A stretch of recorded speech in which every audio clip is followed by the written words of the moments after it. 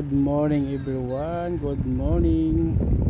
Ito na guys yung ginawa natin ng isang araw guys. Ito na naitayo na natin lahat ng mga frame.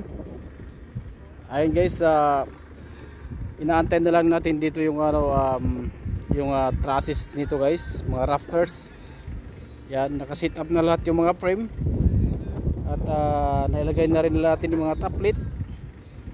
Ayan guys, na-sit up na rin natin mga top plate yan.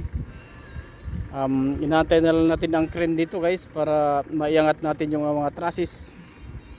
Nasa baba na yung ibang trusses guys, pero hindi pa kompleto yan, kulang pa yan. Hindi pa rin dumating yung ating mga rafters. Kaya ayan, okay na mga idol.